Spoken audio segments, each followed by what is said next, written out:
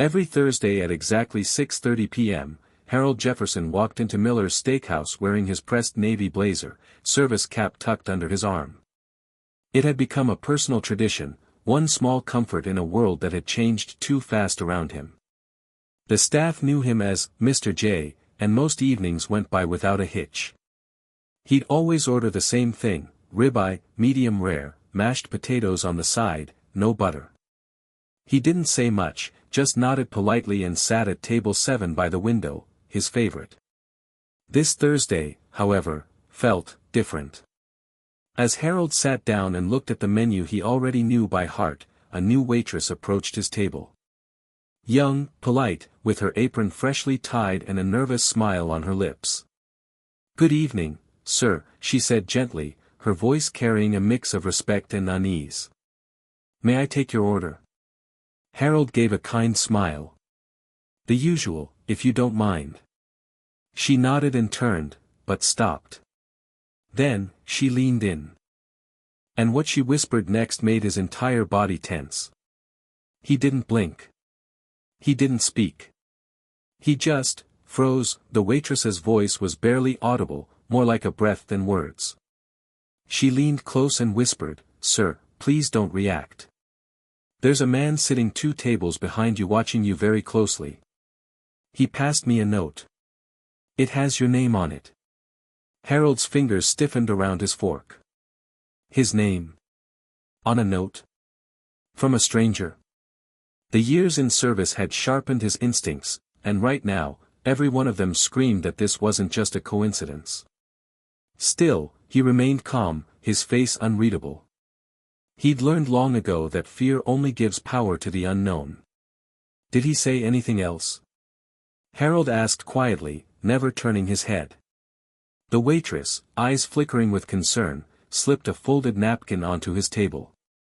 "This was tucked into the menu he gave me to pass to you." Harold opened it slowly under the table. 2 lines. Written in neat, blocky letters, "I know what you buried in Kandahar. We need to talk, before someone else finds out." His breath caught. Nobody was supposed to know about that. Not here. Not now. Not ever. Harold folded the note carefully, slid it into his blazer pocket, and finally looked up, without turning his head. Reflected in the restaurant window, he caught a glimpse of the man the waitress had mentioned. Mid-40s. Sunglasses indoors. Clean cut. Calm. Watching. Not eating. Not drinking. Just waiting. Harold had seen that kind of posture before. He wasn't some curious diner. This was intentional. Trained. Quiet power behind casual stillness. The waitress hovered nervously. "Should I call someone?" Harold shook his head. "No," he said calmly. "Thank you, miss. You've done more than enough." She stepped back, clearly confused, but respectful. Harold set down his napkin and pushed his chair back, slowly. Not in fear. In preparation. He walked toward the man's table like he was just going to the restroom. But the moment he stepped close, the man spoke without looking up, "Sit. Please. I only have 5 minutes before someone else notices I'm gone." "Harold Saturday, I don't know who you are," he said coldly, "but I don't appreciate being hunted in a steakhouse." The man smiled faintly. "It's not you I'm hunting, Mr. Jefferson. It's what you've been guarding." Harold's jaw tightened.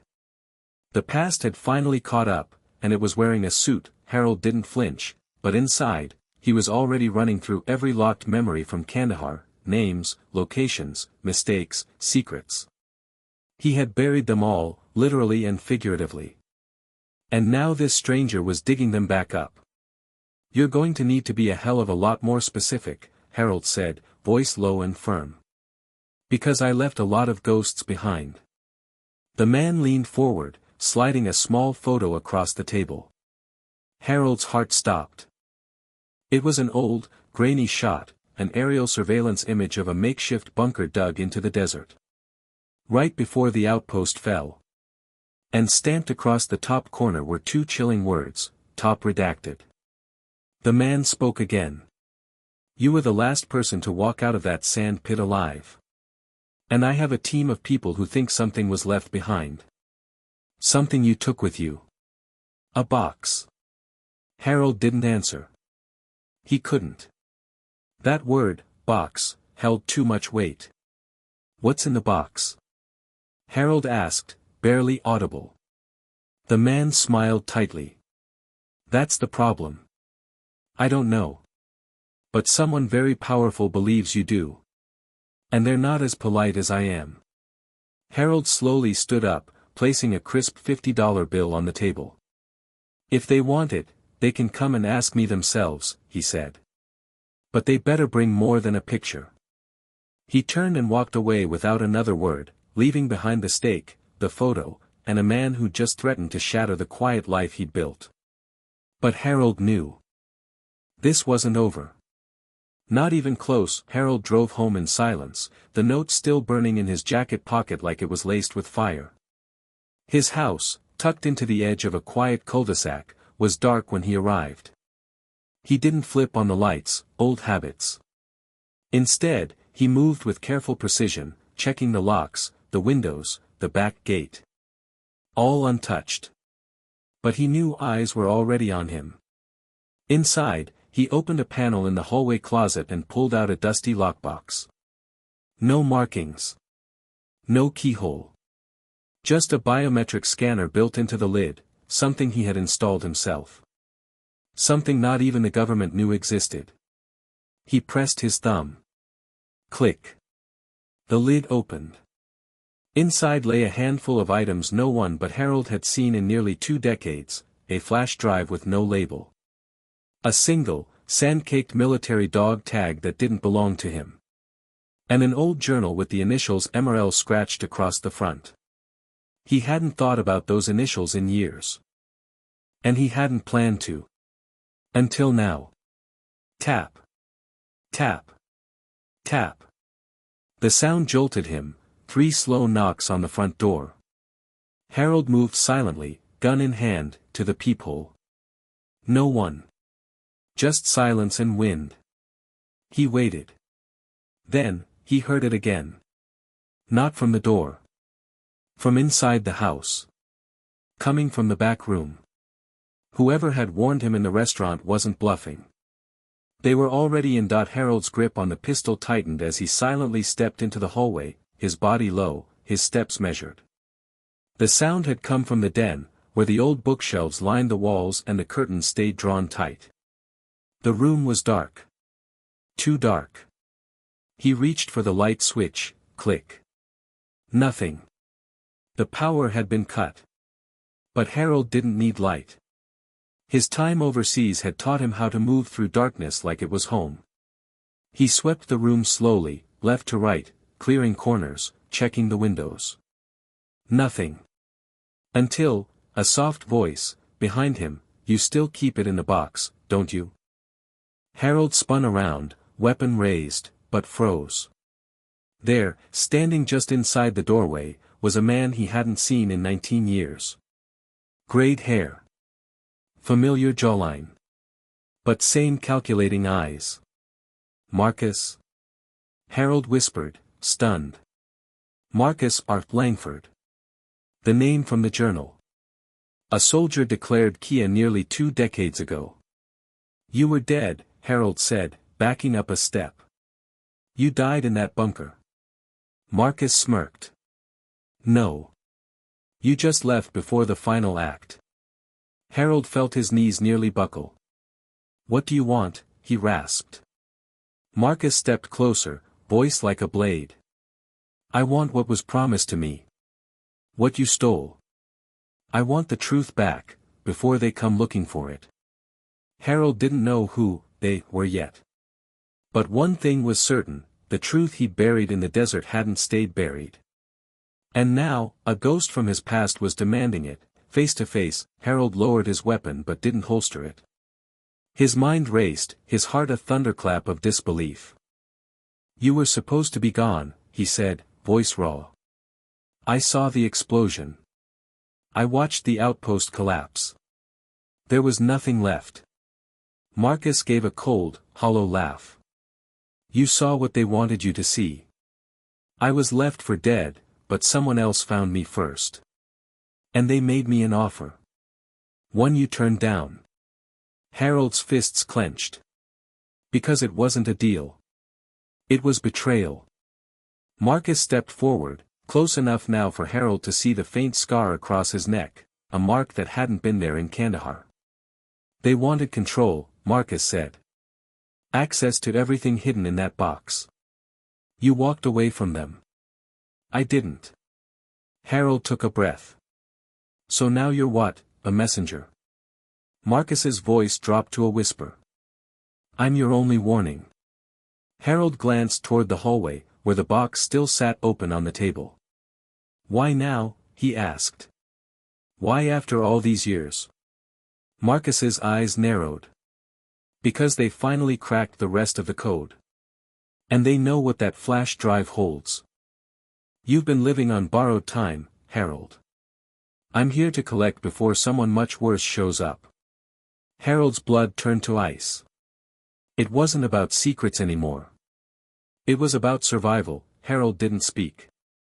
He simply turned, walked to the hallway, and picked up the flash drive from the lockbox. He held it up between two fingers. This, he said. I haven't touched it since the night we pulled out. I figured if I never looked, I could pretend it wasn't real. Marcus stepped closer, his voice sharp now. It is real.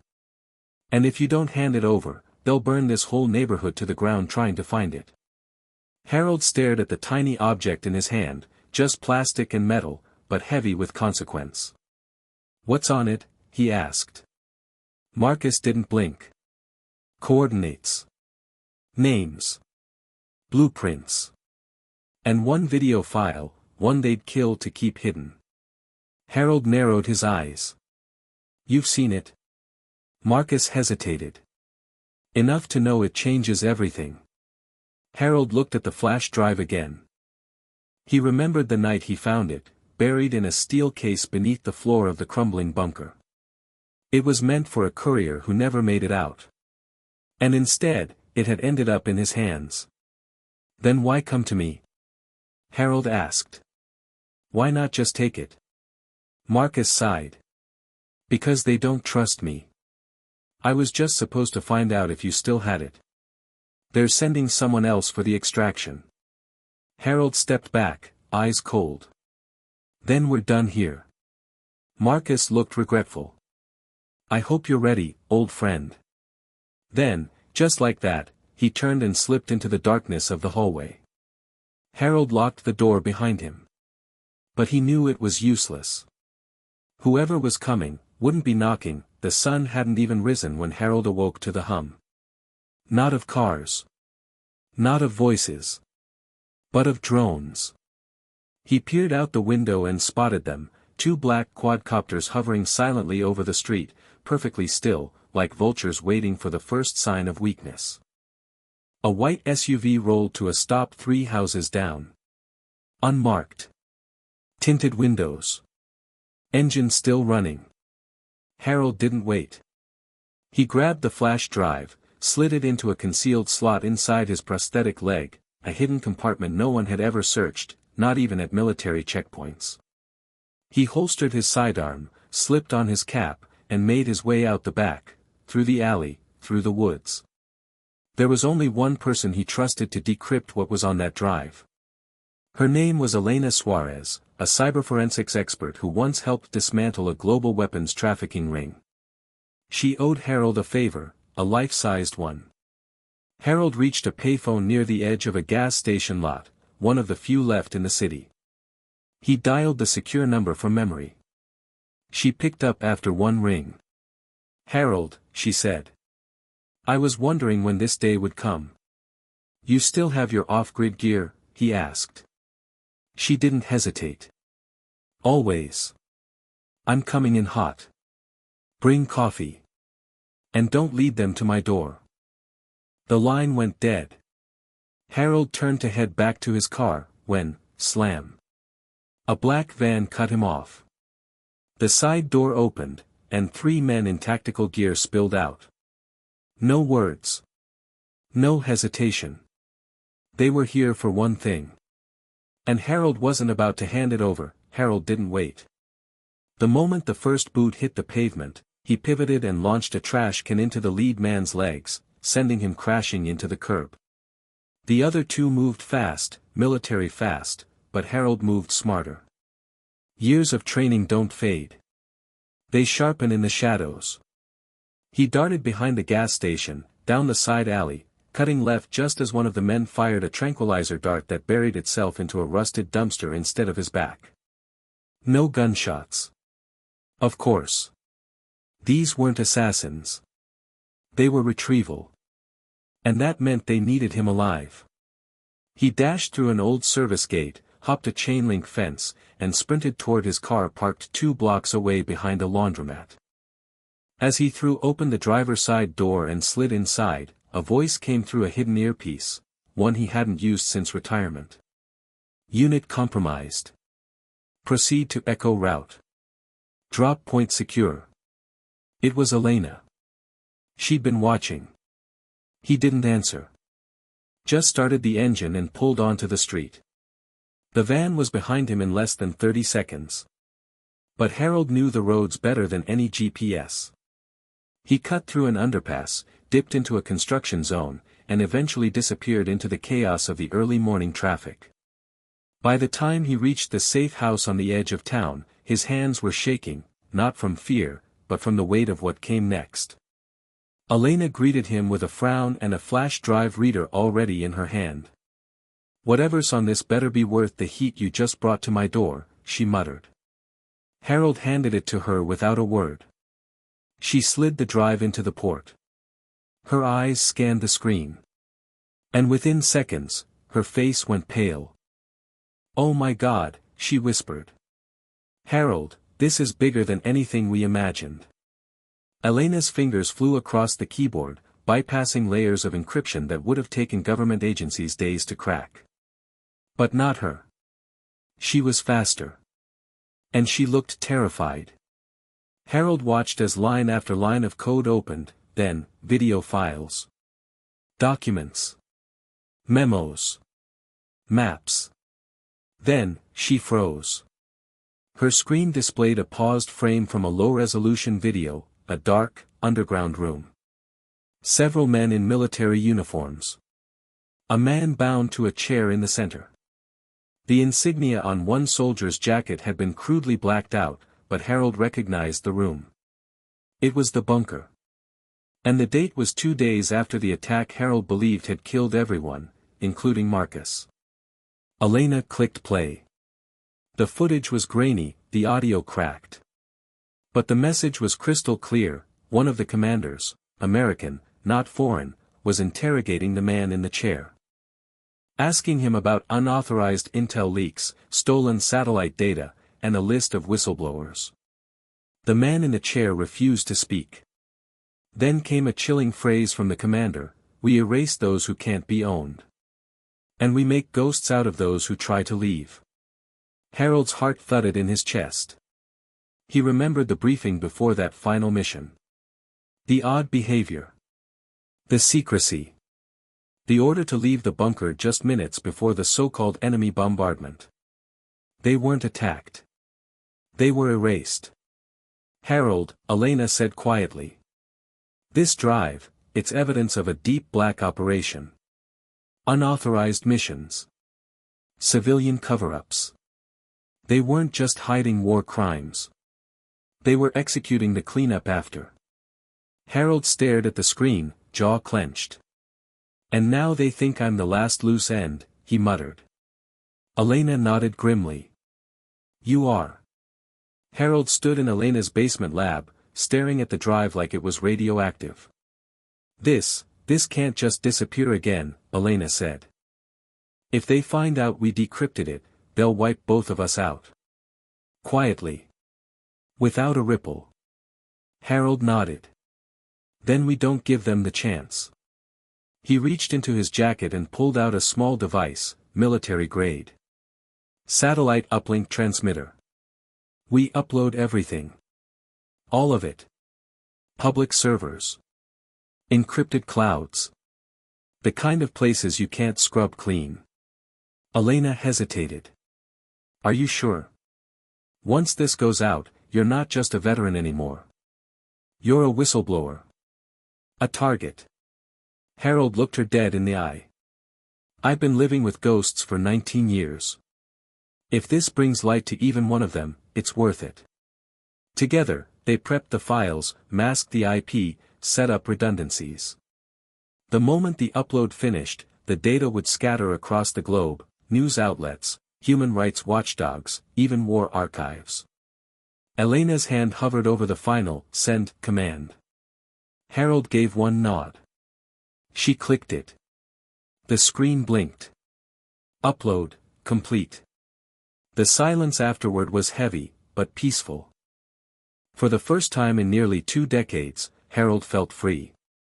Until, boom. The windows shattered. Smoke flooded the basement. Flash bang. Harold dove to cover Elena as armed figures burst through the door. Too late. The data was already gone. The lead soldier yanked off his mask. Not Marcus. Worse. A new face. Young. Cold. Void of hesitation. You think this changes anything? He spat. Harold stood tall. It already did. A voice crackled through the comms on the soldier's chest, abort. Data is out. We're compromised. Pull back. The soldier glared, then gave a signal. They retreated. Just like that. Gone. Harold turned to Elena.